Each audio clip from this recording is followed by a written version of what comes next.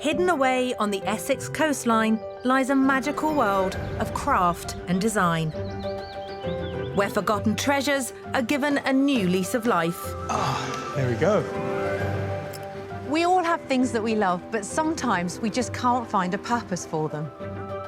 These unused items are cluttering up our homes, but they hold so many memories, we simply can't throw them away. It's not just a sewing machine, is it? It's what it represents. It's part of our childhood. It was something that I always wondered what could be done with it. It reminds me of being really happy as a child. Here in the workshop, our team of crafters will reimagine and transform these items. No going back now, that's the first cut. It's nice to be able to try and breathe new life into this old object. This is always the scary part of any project, of taking a crowbar to it. Transforming them into something new and beautiful. Oh my God, it's incredible. That is absolutely amazing.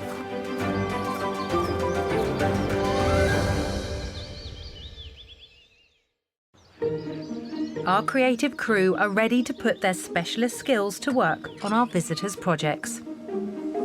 We have masters of metal. It's the point of no return, that, isn't it? I'm going down skill, mate. Textile gurus. We're trying to maximise the use of all this leather as much as we can. And woodworking maestros. Might come off. We shall see. There's nothing that can't be reimagined by our team. First into the workshop is Siobhan, who has come along with a piece of family furniture that desperately needs a new lease of life. So, Siobhan, this is where the fun commences. This is Daisy and John. Hiya. Now, this is an interesting... I was going to call it a table, but it's half a table, isn't it? It is. It's tabletop minus legs. Yes, a tabletop minus the legs. This has been in your family for a long time, hasn't it? It has, yes. This was our family dining table, which was in our old home in Ireland. And it was actually a wedding present that was given to my mum and dad. And it was made by the factory that my dad owned. Right. And they made it for my mum and dad. My dad was a very kind person and an amazing craftsperson and loved wood. And he used to make lots of furniture. And you're one of 6 siblings, aren't you? 6 of us, yes. Did you always eat together as a family? We did, but especially on Sunday. Christmas and Easter were particularly special. We were all sat around the table. It's just a big way of the family. And the memories and the joy that those sort of days bring are irreplaceable, aren't they? Absolutely. I just moved into a house with my husband. Right. And my dad said, would you like the family dining table? And he sanded it down and repolished it. And when it arrived from Ireland in a van to North London, it looked amazing. A few years down the line, the legs started to wobble and fall off. That's when we decided, maybe we need another dining table. I stored it in the side of the garage. And it was when my mum died, and I thought, I really want to make that into something and not throw it away. Obviously, it's not going to stay as it is. Yeah. You have a great idea for this. Yeah. Tell me your thought process. Well, my siblings are spread vast and wide. I've got one in Australia, one in Bristol, one in Dover, one in Jersey, and one in Ireland. And what I thought it would be really lovely is if we could all have a part of it in our house. And then the next generations of each house could be passed down. I think that's a fantastic idea. What do you think your mum and dad would make of this idea? Because obviously their beloved wedding present is about to be chopped up, but it's being chopped up for their babies, isn't it? My goodness, my dad would be over the moon, especially as he made furniture. Yeah. This would be a huge thing for him. Yeah. And he would have loved it. He would have loved watching it being made into something. It was a big part of our house. He'd have been in that workshop, wouldn't he? He would have been in the workshop probably going, no, don't do it this way, do it that way. So I'm going to start with you, Daisy. I mean, as someone that loves wood, this must just be a dream to you. Yeah. It's like, oh, it's the nicest piece I've ever seen. It is a really, really beautiful piece of mahogany. And it's nice, it's got this backstory. Going off the idea that it was a kitchen table and you all ate around it and it was the centre of the family, I was thinking about making each of you and your 5 siblings a spice rack each. Amazing, yes. John, what about you? What's your idea? So what I'm proposing to do is to make 6 shoe rack benches. So it's a seat, which will be the mahogany on top, and then have 2 steel lattice shelves where you can store your shoes. You can never have enough storage. Well, I don't envy you. Spice rack or a shoe rack? I love metal and wood together, so that's right down my street. However, my siblings are quite into cooking, and I think every time they take a spice out, and it will sort of connect us in the way of the eating around the table. So I'm leaning towards the spice rack. So the spice rack. Well done, Daisy. I'm really, really happy. I did really want this one. It's right up my street.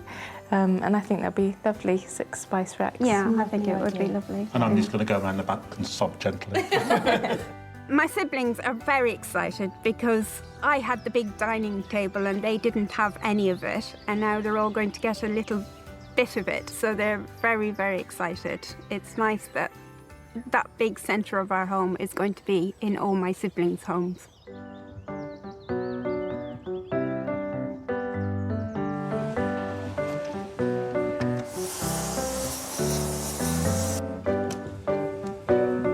Wasting no time, Daisy's ready to get cracking on the table's transformation. First thing I need to do is remove this underframe and all of these additional pieces that have been added. Get a nice flat surface, and then I can start work on creating the components for the 6 spice racks for Siobhan and her 5 siblings.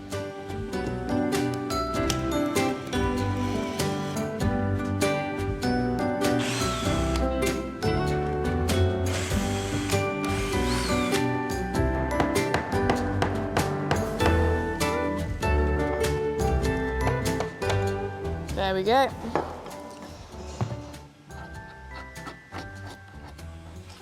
So I've taken the frame off and found that the mahogany top is actually in 4 parts. It was once glued together, but that glue joint has now failed, which means I'm going to have to rethink my measurements to make it work with the thicknesses I've now got, which is a little bit more maths, but it's doable.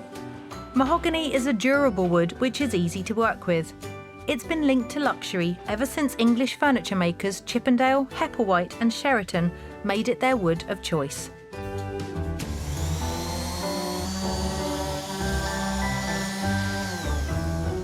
I'm ready to get ripping it, which is really exciting part. Hopefully it all goes to plan. I've made sure to incorporate the saw blade in my dimensions, the curve of the blades, so I should have just about the exact right amount of mahogany to make all 6 of these spice racks. I want to get 4, so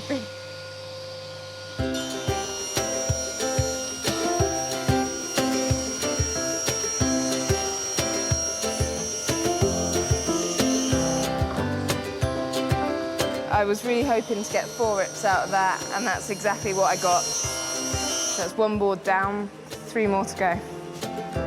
Daisy has carefully calculated the exact number of component parts she needs to build the spice racks. 36 to be exact. I have just finished cutting out all of my components. It went exactly to plan. So I'd worked out how many I could get per length, and I'd included the width of the saw blade to make sure that I was definitely in the clear. It's always really satisfying to have minimal waste in a project, but particularly in this case where it's Siobhan's old dining table and it's got all these happy memories, and to be able to use every tiny little bit of the timber provided in that table to create these spice racks for her and her siblings is such a wonderful feeling. Like heat up multiple pieces of steel at once, which is, you know, great for doing exactly what I'm just about to start doing.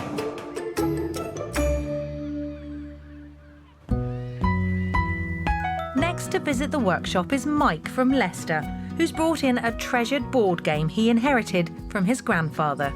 It's not halfpenny board, is it? It's a halfpenny It's board. pronounced shove halfpenny. Right. You get a halfpenny. And you shove and it. you shove it. It's the idea, and it's a traditional pub game. Mike, I would like to introduce you to John. He is going to be remaking this wonderful, wonderful piece. Very nice to meet you. Thank you.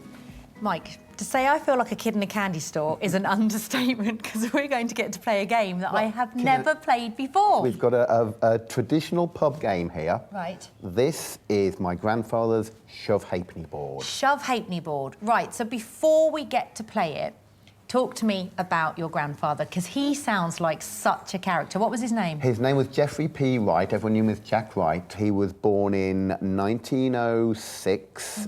He went to sea when he was 13 as a galley boy on a tramp steamer. And then when he was 18, he went into the army, and he was in the army for 23 years. He went to Egypt, he went to South Africa, he went to India. Am I right in thinking he once had dinner in the Taj Mahal? He did. He said he had Christmas dinner in the Taj Mahal when he was stationed out in India. Fascinating. He just had an amazing life. Grandad Jack died in 1992 when Mike was 24, but he has great memories of their time together during Mike's childhood. They lived in a little village about 5 miles from us, so I knew him and my nana very well. When we went round there for a day or for, there were games to play. It was just, you know, it was wonderful spending time with them. And he was fantastic at making things out of wood. This is a homemade shove halfpenny board. So it's played with old-fashioned pre-decimal halfpenny or halfpenny pieces. So the way you play it is that you put a layer of chalk dust on here, which makes it slippy slidey. Then you take your halfpenny, and this one you can see has been very worn down. It's had a lot of shoving over the years. Gosh, it's so smooth. Yeah, the idea is you bounce it off the end here. Right. And it comes back, and you're trying to get it to stop in between any two of these parallel lines. So like most pub games, it's very, very simple to learn, surprisingly difficult, and becomes more difficult as the evening progresses. Not easier. Show me how to do it. Let's go for it. Let's just see what happens if I shove it now. Bit more force, and that'll come back. Oh, look at that! Yes. Move aside. Move aside. All right. Right, OK, let's try this together. Oh, look, it's so close! Again! Right, obviously I need more practice.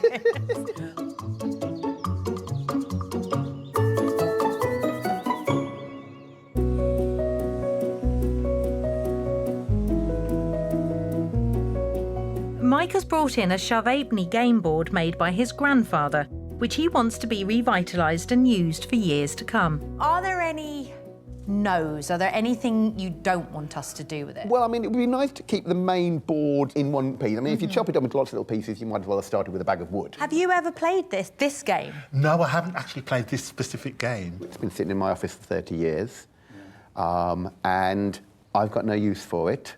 I don't want to get rid of it. Right. But if it can be repurposed into something, that would be wonderful. I think you do have a use for it. And I think that use is what it was designed for, to play shove halfpenny. What I propose to do is make you a coffee table that incorporates this shove penny board. That would be nice. And it's going to be a glass-topped coffee table. OK. And it's going to be on display, and it's going to be in your way so that you can slide it from the slot, put it on top, and actually play the game.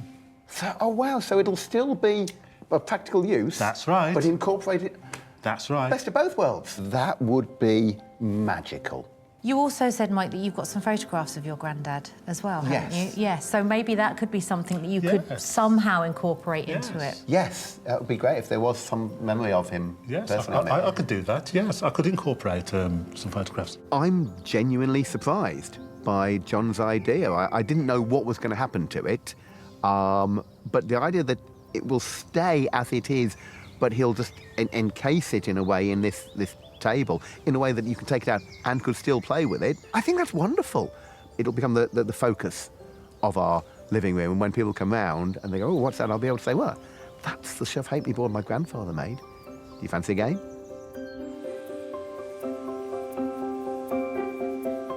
John's taken to the workshop to put his ideas into practice. I'm sketching out the upper frame for my shove halfpenny board. And it's constructed from 20mm angle iron. I'm going to make it so it's easy for him to actually use it. It has great sentimental value because it was made by his grandfather, and it actually really does need to be played. So my presentation of it within a coffee table just makes it easy for him to access and play it.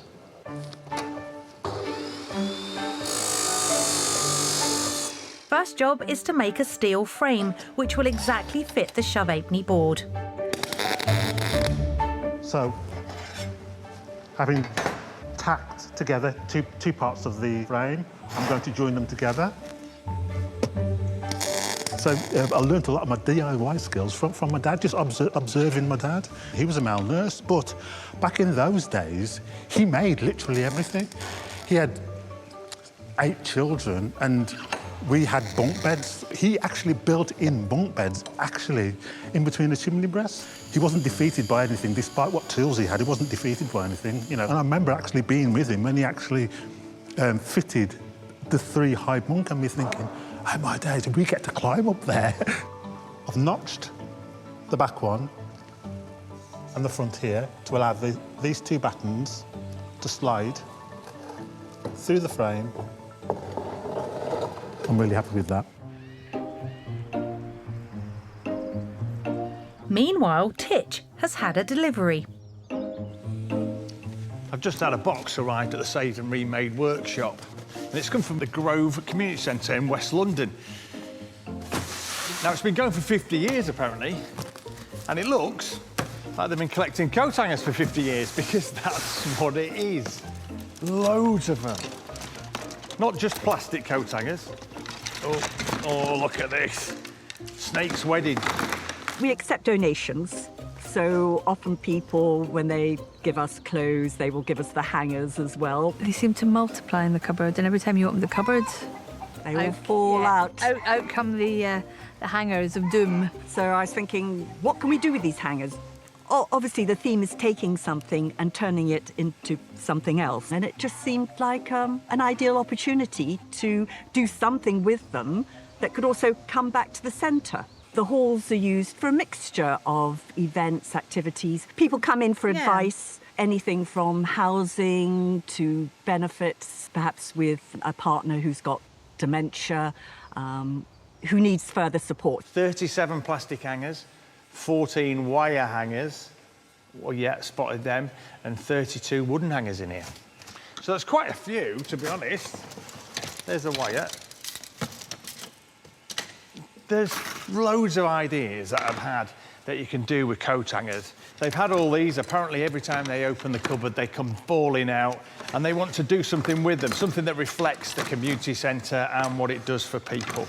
So my thoughts with these are a nice sunburst, something that shows the happiness and the sunshine they bring to West London. We've got all the colour with the plastic coat hangers, and we've got this with the wood, the beautiful organicness, and we can break these down and make a big fan all the way around. I think it looks superb. It'll actually be quite big with all the stuff we've got, maybe about 1 metre across, you know. I think anything we could put on the wall, maybe put it on a post, or even hang it.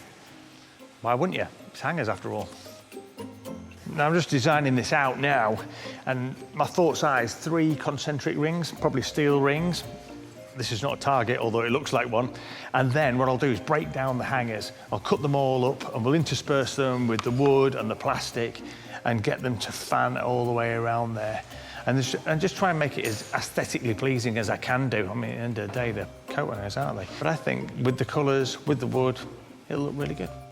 I'm just really excited because we're going to get this thing out of coat hangers, and if we can put this thing in our garden area, people might stop and go, "Oh, what's that?" and then draw them in.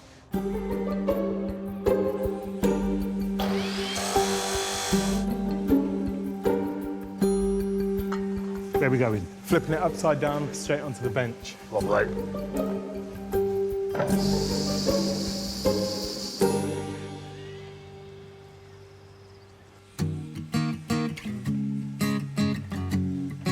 Daisy's starting to build her 6 spice racks that she's crafting from Siobhan's old family dining table.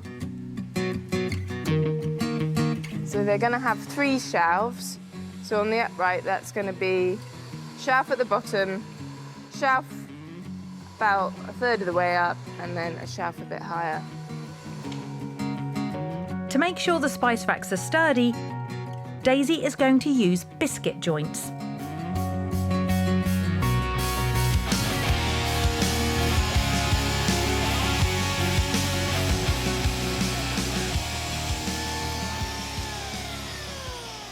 There we go. That is my first biscuit hole cut. And these little things called biscuits are going to go in there with a nice amount of glue. And when I've cut that hole in there, that'll go on there. And it just adds to the gluing surface area and adds a bit more strength to the joint. So I've got a lot of biscuit holes to cut.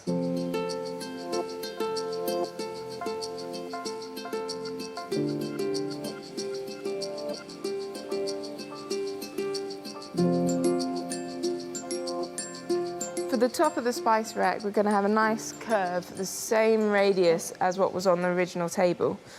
And what I've done is drawn around that arc and then just cut it off on the bandsaw. My next step will be to sand that nice and smooth, so I've got a nice even arc, and then use it as a template to route it onto all of my other components.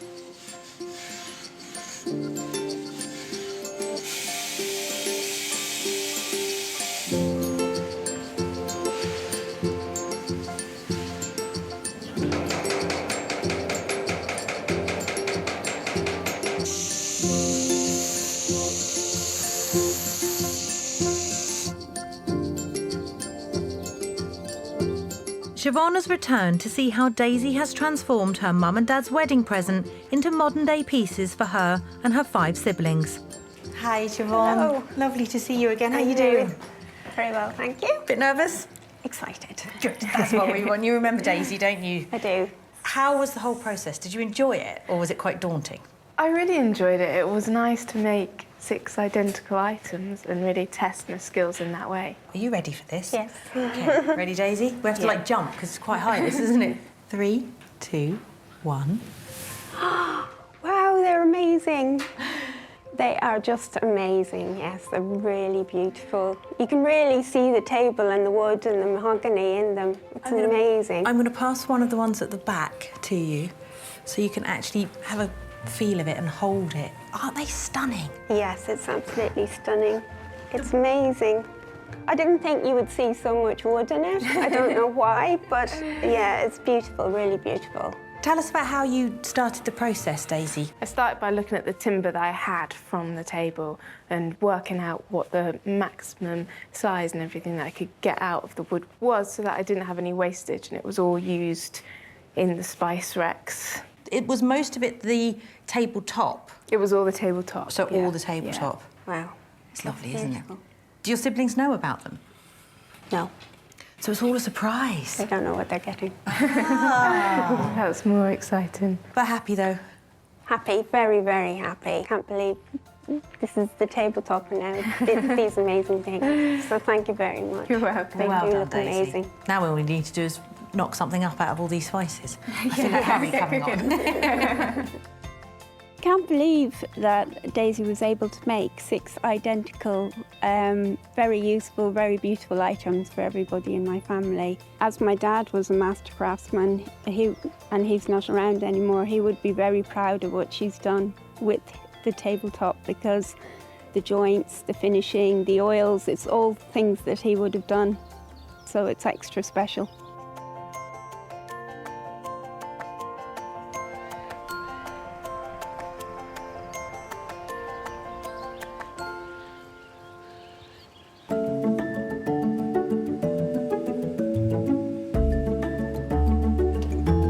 In the workshop, John is making a bespoke table to house Mike's grandfather's shove-halfpenny game board. I'm about to cut the side panels to go in the 3 sides and for the base.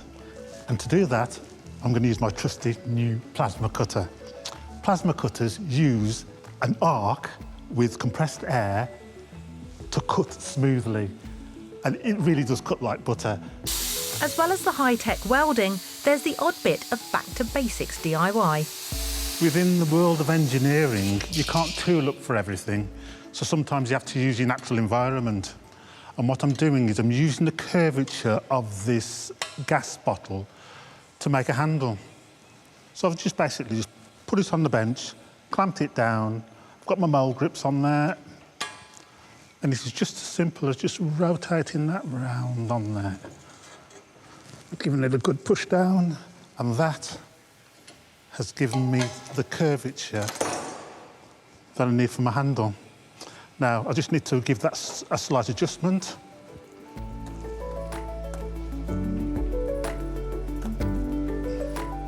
There you go. That is absolutely a perfect handle. And that is going to go on the side there. Job done. On the other side of the workshop, Emily has brought in something that belongs to her and is after some expert advice from Jason, our leather specialist. Jason. Emily, how you doing? Good, thank you. How are you? Good, really good. So, what's this? This looks familiar. It's a piece of leather. Okay. So my mum's friend gave me this whole pile of fabrics and sort of off-cuts. Sure. I've kept some for myself, given some to Velvet, but I just don't know how to work with leather. I've got no idea. Okay. So I wanted your opinion and expertise Wow. and skills. Wow. What can you do with this? Well, I know a little bit about leather. Well, the funny thing about this, Emily, is it's actually a split. Right. So, in short, it's the underside of leather. Oh. So, you know, it's basically where suede comes from. Right. So what they do on these big machines, in tanneries and leather suppliers, these big machines, and they feed this leather through, and it basically parts the leather. So you've got really nice, good part, then you've got like the weaker part, which is what this Didn't know is. that. And they've used it for all kinds of things, and even aprons and tool rolls and shoes and different kind of clothing. But it's beautiful. So what do you have in mind? I like the idea of aprons that Okay. you just said, like the sort of style, like what you're wearing and the Sure. other makers. Sure. I really want my little boy to get into like crafts and Nice. and arty stuff. Nice. And I actually was thinking about getting him an apron, but I don't think he's quite ready yet. But Okay. it would be lovely to make like a little mini version of Yes. We could do like a half apron, but we can actually get his name on there as well. Little bits, just little bits that'll kind of, you know, it sit really well with him. And it's almost a nice kind of first step into creative and craft. Yeah, that'd be lovely. So Thank you. leave it with me, and I'll see you a bit later. Yay! Cheers. Thank Take you. it easy. Brilliant.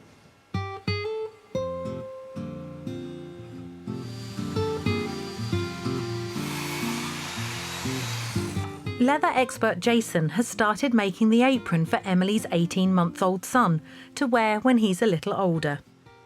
The leather itself, or the split, should I say, is kind of quite worn-looking, really vintage, authentic. And I know Emily's keen to get her son into making and creative, so that just fills me with joy straight away. And I thought it'd be a really nice thing to have his first ever apron. It's one of the first things I made 10, 11 years ago when I started leatherwork was my apron. I couldn't wait to make my own apron. And I'd like to do the same for Emily's son. So I've got a nice template, which I've kind of cut out of cardboard, quite roughly, and I'm at a point where I know what I want to do in terms of adding trims and things on, but I'd like probably some help just to kind of put it together quite quickly, because, you know, time is one of those things. And I know the person who'd be really good at doing this. So, Velvet, how you doing? Hi, Anne. Do you want to help me on this small little thing I'm doing? Sure, just give me a sec. So, I have this apron I'm making for Emily's son. And I've got all the templates, I've got the bits all kind of ready, and I've got the pockets and the kind of strap at the top. So these are going to be the pockets? Yes, and I'm going to put some like a black trim on the top here and here, so it kind of all kind of works, almost like accents of colour for the black, yeah, with a strap. It'd be really nice. Yeah. So, Velvet, I've still got a bit more to do. I've done a rough cut of the leather. I've got bits for the pockets here, and I've still got to do the strap. So when I've done all that, I'm going to be sewing the black trims on. Then I'm going to be bringing it over to you, if that's all right. OK, wicked, no problem. Would that be all right? So you just want like a decorative stitch Correct. along here? Correct. How far away from the edge do you want? I'd say about 5-6 mil, so not too far in. And I'm going to be using like a brass buckle as well, so no expense spared here. Oh, it's going to look so cute. I think it was brilliant. And then do you want the 5 or 6 mil along here as well? Yes, please. Okay, wicked. That'd be brilliant. I can do that, no problem. Yeah, when you're ready, just bring it over. Excellent. No probs. Thank you very much. Okay. Cheers. Like, hello, let's check in. There it is. Right, off we go.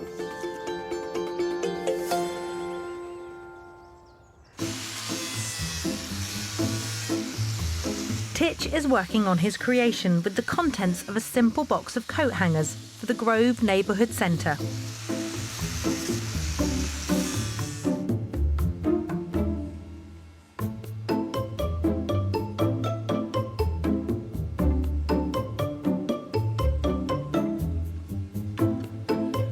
I'm just laying these out to see exactly what I've got material-wise. And actually, out of all those hangers, I've not got a lot left. Now, I've taken out the wooden ones and split them down the centre so I can get 2 pieces out, and then the dowel in between gives me a third. The plastics, they chop up and I get about 3 pieces out of those as well. But actually, when it comes down to it and you look at what I physically got from the metre thing I was ambitiously thinking it was going to be, it might be a little bit smaller. But still, I think I'll get the effect of that Sunburst.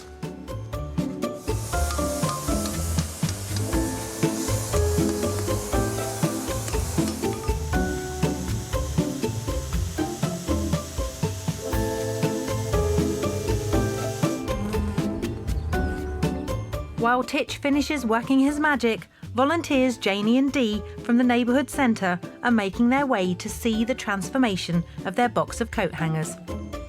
And there he is, our very own Tarzan, lurking in the jungle. This is Titch, and look what he's done! Oh! Oh my gosh. Wow. Wow, that is amazing. I love it, Absolutely amazing. That will go so beautifully in the garden. It really will. Yeah, it will definitely work. My fear was that it'd be too big because, you know, it's quite a limited space. But that is just absolutely ideal. So go on then, Tarzan. That was quite a challenge, wasn't it? Bag of coat hangers. It was just a box of coat hangers.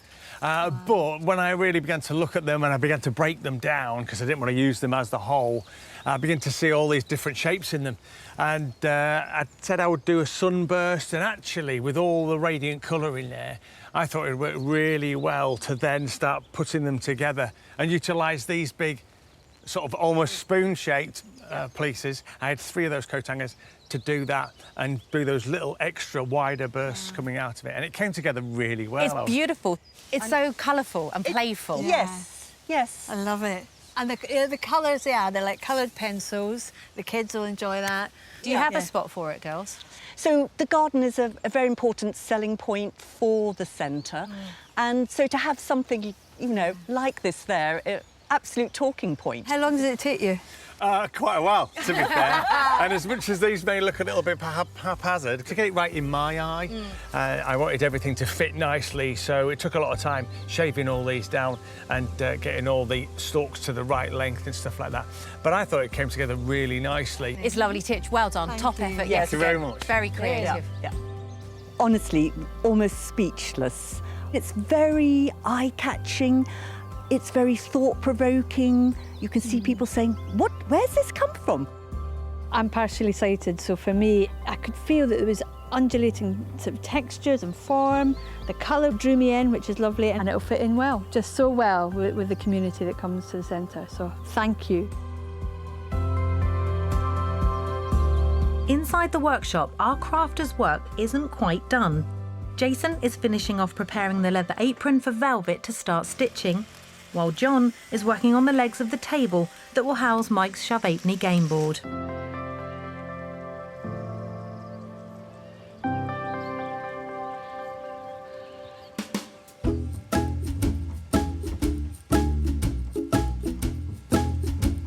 The apron that Jason is making for Emily's son is starting to take shape. Velvet, hello. How are you? I'm good. Oh, you've done it. I have. Oh, wicked. So I've just kind of sewn some leather at the top of each of the pockets. Great. And I've also marked out where we kind of need to position the pockets as well. So that makes it on the easier body. for me. Excellent. Beautiful. But it should look really nice. Stitching down here. Absolutely. And then onto you. Yes. Fantastic. I'm going to leave it with you. No worries. Thank you, Velvet. No worries. Take care.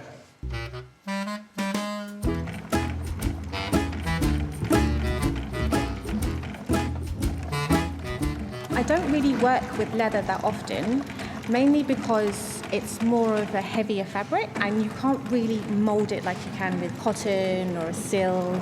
This is quite stiff and rugged. And also, my sewing machine can't handle the thickness and the weight of the leather.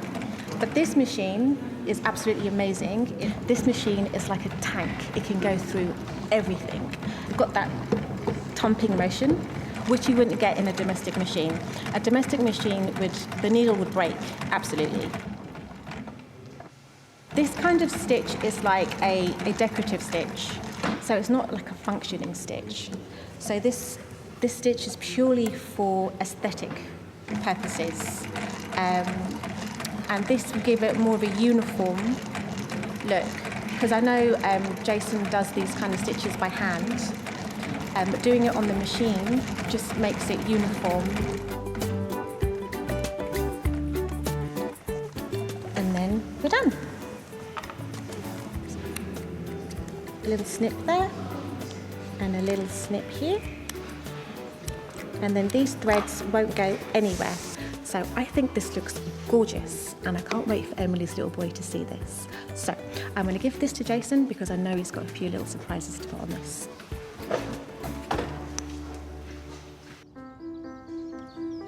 Time for Jason to show Emily the finished apron for her son Arnie. Emily. Ta-da! Oh, wow. What do you think?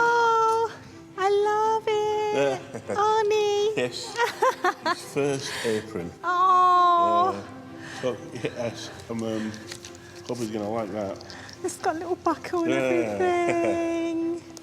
Oh, I can't wait for him to wear it. He'll be wearing it all the time. He will. It's going to be that thing that he goes and gets every morning to put on because he can't wait to wear his apron. I'll get some little tools and things to put in there for him. His friends will be jealous. I'll send you some pictures of him. Please do. No, please do. I'm glad you like it. I love it. Yeah. I love it. Thank you so much. Thank you. I hope he enjoys it. He will. He will. I can just see his little face. Thank you. Enjoy. Thank you.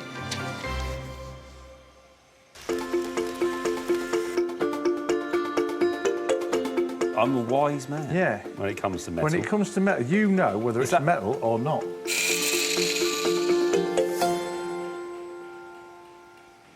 Back in the workshop, John's finished the basic structure of Mike's coffee table that will display his granddad's shove-apney board. So the legs have been tacked into position, ready for final welding. Now what I'm doing now is I'm going to use some 10mm rod to reinforce my legs. They serve two purposes. One is practical, they reinforce the legs, and the second is they're decorative. I have scribed a radius from the leg onto the base of the table. And I'm going to roll a piece of 10mm rod to fit in all four corners on all four sides. In order to get exactly the right angle of curve, 225mm times pi. It's all about the maths. That's the equation I'm going to use. This is a hand-operated set of rollers. So I'm just going to cut a piece of material that length, and I'm going to roll a full circle, and that full circle will give me 4 radiuses.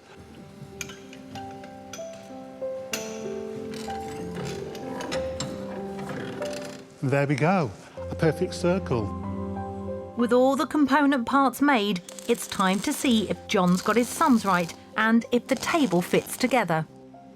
And that is absolutely bob on, as we say in the Midlands. And these arches have come out really nice, decorative, and they support these legs. I'm really happy with that. I'm in the finishing stages. I put some tabs in for the safety glass, which is in position. I broke the tack on this corner so I can just slide the plate into position. I've cut the 3 sides. They're ready to be blanked off. I'm ready to weld that up now, and then the table will be complete. While John finishes welding, Mike is making his way to the workshop to see how his grandfather's shove halfpenny board has been transformed. Hello again, Mike. How are you? Hello, lovely to see you. Lovely to see you. Hi, John. Lovely to see you. And you? Are you excited? I am on tenterhooks, Amanda. So when you saw the shove halfpenny board, what I love about you, John, is that you look at an object and it talks to you, doesn't it? You know, Yeah. What was going through your mind? Preservation. That was a single word that I took from the story. I had in mind to preserve it in its entirety. Would you like to see it? No, I thought you're It's good. good. Are you ready for this? Yeah, OK. Right, I'm going to let John do the honours because John has worked blood, sweat and tears to create this. Are you ready? I'm ready. Are you ready? Yeah, OK. Let's do it. Wow! That's beautiful. I mean, that is a thing of beauty there, John. I was envisaging it would be a sort of just a framework and it sort in, but actually the whole thing is just, I'm genuinely blown away by this. Thank you so much. Well, that's not the pièce de résistance. No, there's more. But the idea is to be functional. Yep. So in that light... It slides out. Oh, and there's my granddad. Oh, my... I'm moved to tears now, Amanda. I know, so am I. I didn't think I would be. It's got very dusty in here all of a sudden. Oh, that is just... I'm genuinely humbled and impressed. Well, the idea was for you to remember him every time you played. So this slides out in its entirety, and it hooks on the end there. On the end. There you go. And you put a handle on it there you go. to take it out, and we've still got the... and your little pouch is still pouch available. with the... So it is still functional. It hooks on there, so it's functional. Functional. That is just a beautiful, wonderful thing that Thank you've done there. And then when you're finished with it, in reverse... Pop it away, put that in there. Slides in there. That's it. Bit of a knack to it, but we'll get the hang of it. And it goes right back against those stops. That is just amazing. It's a tribute to my grandfather. And that's exactly what I wanted it to be, a tribute to your grandfather. So every time you come to play it, you'll see his smiling face underneath there. And my mum is gonna be absolutely in bits when she sees this. What a wonderful thing. Thank you so much, John. I'm glad you like it. Thank you.